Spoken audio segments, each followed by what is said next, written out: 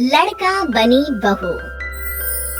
पूरे 28 साल का हो चुका था ऋषभ, लेकिन शादी करने को तैयार ही नहीं था। माँ बाप पूरी तरह से परेशान हो चुके थे।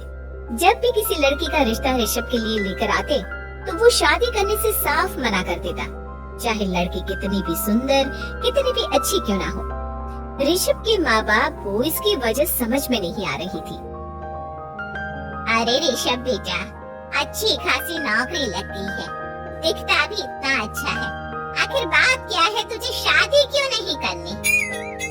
देख, तो हमारा इकलौता बेटा है, अगर तू शादी नहीं करेगा तो कैसे काम चलेगा? लेकिन मैं शादी करना ही नहीं चाहता, मुझे कोई लड़की पसंद नहीं आती। अरे बेटा, अगर कोई लड़की तुझे पसंद हो तो उससे शादी कर ले, हमें कोई एतराज नहीं है। हाँ ऋषभ बेटा, अब देख, तेरी माँ से भी काम नहीं होता। घर में एक बहू आ जाएगी तो कम से कम घर का माहौल भी अच्छा होगा और तेरी माँ को मदद भी मिल जाएगी। लेकिन मम्मी पापा कहाँ ना, मुझे लड़कियाँ पसंद ही नहीं आती। अरे लड़कियाँ पसंद नहीं आती तो क्या लड़का पसंद आता है? वो तो वक्त आने पर ही पता चलेगा। ऋषभ की बात सुनकर उसकी माँ और पापा का सर चकरा जाता है। कुछ दिनों के लिए ऋषभ अपने ऑफिस के काम से शहर से बाहर जाता है और जब लौट कर आता है तो सामने का नजारा देखकर उसके माँ पापा बेहोश होते होते रह जाते हैं।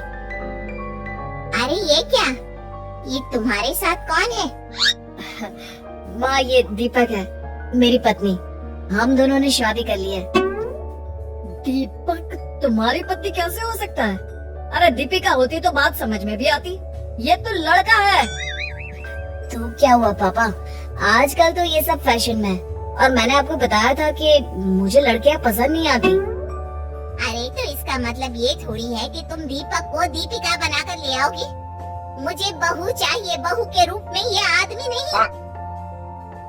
लेकिन मम्मी जी, मैं आपकी बेटी से बहुत प्यार करती हूँ, मेरा मतलब करता हूँ। अरे इसको तो करता हूँ करती हूँ का अंतर भी नहीं पता, लेकर जाए इसे वापस। अगर आपने इसे घर से बाहर निकाला पापा तो मैं भी इसी के साथ चला जाऊंगा। मैं ऋषभ के बिना जी नहीं सकती, मेरा मतलब जी नहीं सकता। हमारा जिंदगी भर का साथ है, प्लीज हमें अलग मत कीजिए मम्मी जी, पापा जी। हे भगवान, ये तूने क्या दिन दिखाया? मेरे बेटे को थोड़ी अकल दे दे, लड़के को बहू बनाकर घर में ले आया है। अब क्या होगा, हम दुनिया को क्या मुंह दिखाएंगे? माँ बेकार में परेशान हो रही हो, दीपक आपके सारे काम करेगी और एक अच्छी बहू की तरह आपके साथ रहेगी, देखना। पहले तो खुद तो क्लियर कर ले कि ये कुछ करेगा या करेगी, बाद में हम सोचते हैं कि हम क्या करें। बहू के आने के बाद क्या करती है, मुंह दिखाई की रस्म तो आप भी वही कर लीजिए। आप चाहे तो मैं पूरे मोहल्ले में न्योता दे आती हूँ।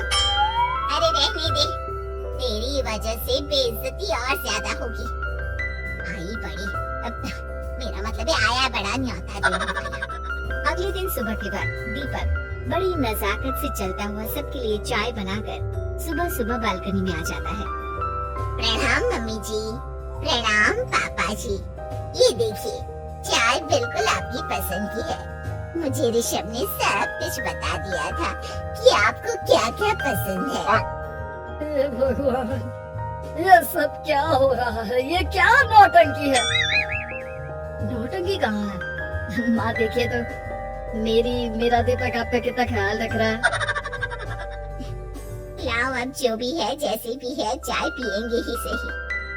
थोड़ी देर के बाद, वैसे दीपक, चाय तो तुमने बहुत अच्छी बनाई है, चलो कुछ तो अच्छा हुआ। अगले दिन, आज सुनते हैं, आज पैरों में बड़ा दर्द हो रहा है, लग रहा है घुटनों में फिर से कुछ न कुछ प्रॉब्लम हो रही है। डॉक्टर ने वो दवाई दी थी, उसकी मालिश करो ना अपने घुटनों पर, आराम मिल जाएगा। वो क्या है ना, खुद के हाथों से ठीक से मालिश नहीं हो पाती। अरे मम्मी जी, आपको परेशान होने की क्या जरूरत है, मैं हूँ ना, लाइए मैं आपके पैरों पर मालिश कर देता हूँ, मेरा मतलब कर देती हूँ। अरे रहने दे, घर में बहू होती तो सेवा करती, यहाँ तो आदमी बहू बनकर बैठा हुआ है। मम्मी जी नाराज मत होइए, एक बार मुझे मौका तो दीजिए आपकी सेवा करने का। अच्छा ठीक है, ये ले दवाई लगा दे। दीपक बहुत अच्छे तरीके से घुटनों की मालिश करता है। थोड़ी देर के बाद इतना आराम मिल रहा है क्या बताऊं। ऐसा लग रहा है मेरे घुटनों में कभी तकलीफ थी ही नहीं। लगता है तुम्हारी लड़का बनी हुई बहू तुम्हें पसंद आने लगी है। ऐसा कुछ भी नहीं है, वो तो बस इतने अच्छे से मालिश की इसलिए मैंने इसकी तारीफ कर दी। मम्मी जी पापा जी आपस में लड़ाई नहीं करते। अच्छा आप ये बताइए शाम के खाने में क्या खाएंगे? पनीर, दाल मखनी, पुलाव, कुछ भी स्पेशल बता दीजिए। अरे भाई ये सारी चीजें मुझे तो खाने में बहुत ही पसंद है। तुम क्या कोई औरत हो जो पनीर दाल मखनी बनाओगी? हाँ? अरे लड़का हो तो लड़के की तरह बिहेव किया करो ना। भले ही मैं लड़का हूँ तो क्या हुआ, अब तो मैं ऋषभ की पत्नी और आपके घर की बहू हूँ, तो मुझे उसी तरह से रहना पड़ेगा ना। अच्छा ठीक है, जो तुम्हें पसंद है बना लो। आदमी रसोई में खाना बनाते हुए कैसे लगते हैं जरा मैं भी तो देखूं। शाम को दीपक सबके लिए अच्छा सा खाना बनाकर डाइनिंग टेबल पर लगा देता है। ऋषभ ऑफिस से जब लौट कर आता है सब लोग खाना खाने के लिए बैठ जाते हैं। अरे वाह क्या गजब का पनीर और दाल मखनी बनाई है। ऐसा जायका तो होटल के खाने में भी नहीं आता। दीपक कितना अच्छा खाना बनाती हो, मेरा मतलब बनाते हो। तुम्हारी इसी अदा की वजह से तो मुझे तुमसे प्यार हो गया। अरे बहुत हो गया, आदमी होकर आदमी से प्यार करती हो। अरे लेकिन कुछ भी कहो, जरा खाना खा कर तो देखो ऋषभ की माँ, मजा आ जाएगा। हाँ वैसे बात तो आपकी सही है, खाना तो वाकई में लाजवाब है।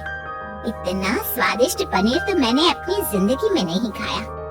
कितना अच्छा होता अगर ये दीपक दीपिका होती।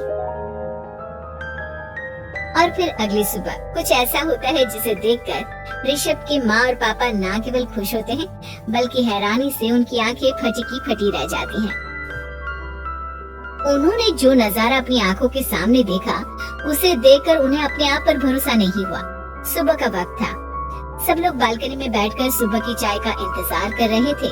तभी रसोई में से एक बहुत ही खूबसूरत लड़की जिसके लंबे लंबे बाल थे और जिसने साड़ी पहनी हुई थी हाथ में चाय की ट्रे लेकर वहाँ आती है। अरे ये कौन है? रातों रात हमारा लड़का लड़की बहू बन गया क्या? मुझे लगता है कोई सपना देख रहा है। इतनी सुंदर बहू तो हमने सपने में भी नहीं देखी। देखा माँ, जादू हो गया जादू। अरे लेकिन ये है कौन?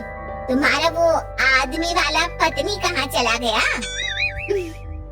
आपने मुझे पहचाना नहीं? मैं दीपक नहीं दीपिका हूँ। इतने दिन से लड़के के कपड़े पहनकर आपके घर में आपकी बहू बनी हुई थी। माँ ये दीपक नहीं, दरअसल ये दीपिका थी, लेकिन इसे लड़कों की तरह रहने का शौक था और इसे लड़की की तरह रहना मंजूर नहीं था, इसलिए मैं इसे लड़के के रूप में आपकी बहू बनाकर यहाँ ले आया।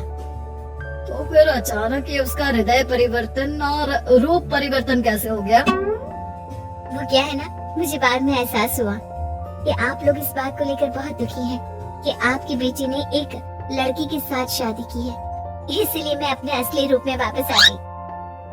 हमने कोई पुण्य कर्म किए होंगे जो तुम्हारी जैसा, मेरा मतलब तुम्हारे जैसी बहू मिली, इतनी खूबसूरत और इतना ख्याल रखने वाली। भला हो भगवान का कि हमें लड़की बहू मिली है, लड़का बहू नहीं।